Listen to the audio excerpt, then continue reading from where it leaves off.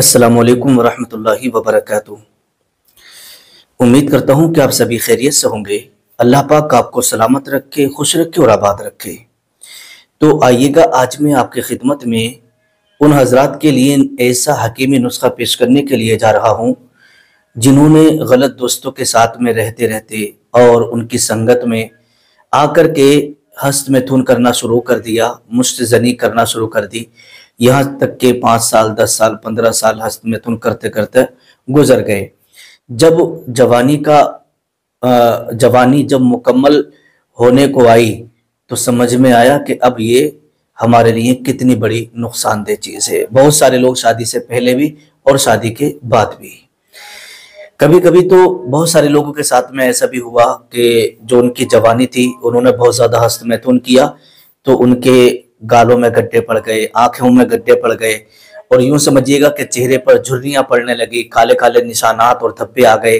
और बहुत सारे लोग जो है सूख करके मतलब बिल्कुल पतले दुबले हो गए।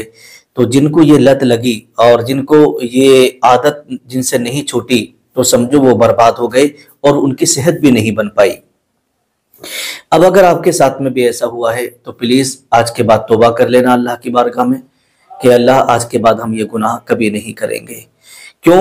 इसलिए कि अल्लाह के रसूल सल्लल्लाहु अलैहि वसल्लम ने इरशाद फरमाया कि जो बंदा मुश्तजनी करता है, जो शख्स भी मुश्तजनी करता है तो मैदान महशर में उसकी हथेली गाबन होगी। मतलब यह है कि उसकी हथेली प्रेग्नेंट होगी, हथेली में बच्चे होंगे, जिससे कि दूसरे लोग देख करके समझ जाएंगे कि इसने दुनिया में रह करके हस्त मैथुन और मुश्तजनी की थी और इसने जो है गुनाह का काम किया था। तो इसलिए आज ही आप अल्लाह की बारगाह में तौबा कर लें, इंशाअल्लाह आपकी ये प्रॉब्लम भी ठीक हो जाएगी और आप इस गुनाह से भी बच जाएंगे। और अल्लाह के रसूल सल्लल्लाहु अलैहि वसल्लम ने इरशाद फरमाया कि जो बंदा अल्लाह की बारगाह में ताइब हो जाता है, तौबा कर लेता है, अत्ताइबु मिनज़ ज़ंबि कमन ला ज़ंब लह, तो अल्लाह के नबी इरशाद फरमाते हैं कि अल्लाह तबारक व तआला उसके गुनाहों को मुआफ़ फरमा देता है और वो ऐसा गुनाहों से पाक हो जाता है जैसे कि उसने कोई गुनाह किया ही नहीं है। तो आप तौबा कर लें। अब उसके बाद में जब आप ये सारा काम कर लें, आपके घर वाले आपकी शादी को कह रहे हैं या आपकी शादी हो चुकी है जिससे कि आपकी नसों में कमजोरी आ गई, इरेक्शन पावर खत्म हो गई, तनाव आना बंद हो गया, मनी पानी जैसी पतली हो गई, जरा सारा सोचने पे बिल्कुल यूं समझिए वीर्य निकलने लगता है, चिपचिपा पानी आ जाता है, और या आपको यूं समझिएगा कि आपके जहन में उलझन और टेंशन रहती है इस चीज को लेकर के, या आपकी शादी हो गई है तो बीवी का हक आप अदा नहीं कर पा रहे हैं, बीवी के सामने बार बार शर्मिंदा हो रहे हैं, तो फिर ये हकीमी नुस्खा आपके लिए होगा। आइएगा हमने किस तरीके से बनाया है और कौन कौन सी चीजें हमने इसके अंदर शामिल की हैं, बड़े ध्यान और बड़ी तवज्जो से आप सुनिएगा।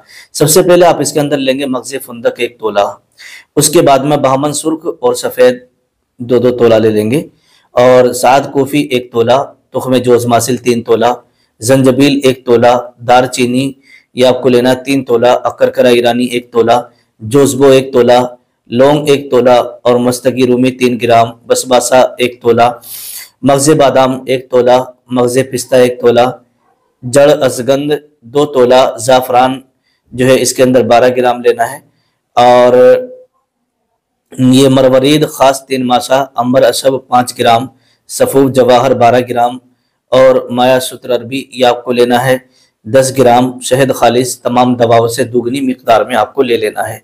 इन तमाम चीज़ों को अच्छी तरीके से कूट पीस के बारीक पाउडर बना लेना है। इसका सफ़ूफ बना करके इसको जो है माजून अच्छी तरीके से शहद में मिक्स करके तैयार कर लेना है।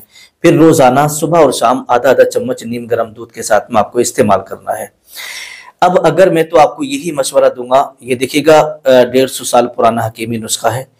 अगर आप इस हकीमी नुस्खे को हासिल करना चाहते हैं या ये सोच रहे हैं कि भाई हम भी इसको इस्तेमाल करके अपना फ़ायदा उठा लें और अपनी प्रॉब्लम को दूर कर लें, तो आपके आसपास में अगर कोई माहिर और काबिल मुस्तनद हकीम साहब हों तो उनसे इस हकीमी नुस्खे को बनवा करके इस्तेमाल करके फ़ायदा उठा लीजिएगा।